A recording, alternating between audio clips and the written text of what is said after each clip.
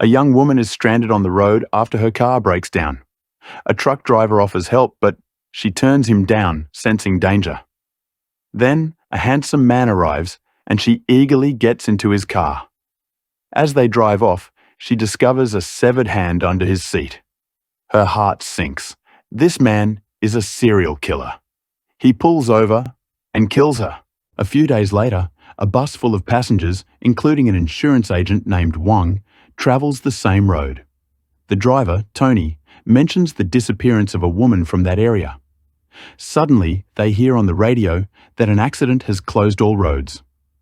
Lee, a passenger, insists on getting to work on time, so Tony decides to take an alternate route.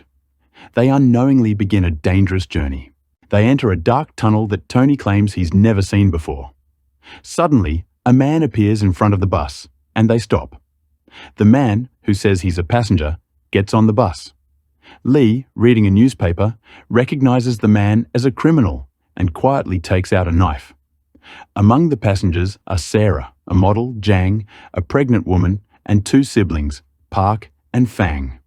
Tony realizes something is wrong when they haven't exited the tunnel after 20 minutes, though it should have taken only 10.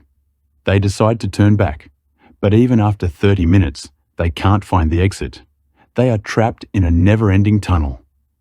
Tony stops the bus, and the passengers get out to investigate. Jang finds her phone, which she dropped at the tunnel's entrance, confirming something strange is happening. Panic sets in, but Lee tells everyone to stay calm. He and the mysterious passenger, Chen, volunteer to walk through the tunnel to find help, using a rope to avoid getting lost. However, they soon return to the same spot they started from, realizing the tunnel is a trap. Lee suggests they gather their food for equal distribution. While the men explore the tunnel, the women and one man stay on the bus. When Jang wakes up, she notices the bus is covered in dust, and the food has aged significantly, indicating that time moves differently in the tunnel. They find a new map on the bus and begin to suspect someone is playing a game with them. As they follow the map, the lights go out, and when they turn them back on, Lee is missing, and a trail of blood leads them to his dead body. Chen takes charge, leading the group to a weak wall, which they break through to find a room filled with pictures and severed hands. They discover 6 interconnected tunnels and realize they need to cross them to escape.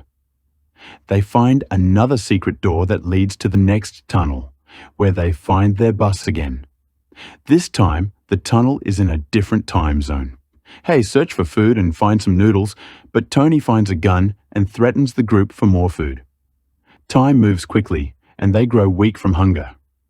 Sarah offers herself to Tony for noodles, but Wang steals some food and is caught, leading to Tony's death after a struggle.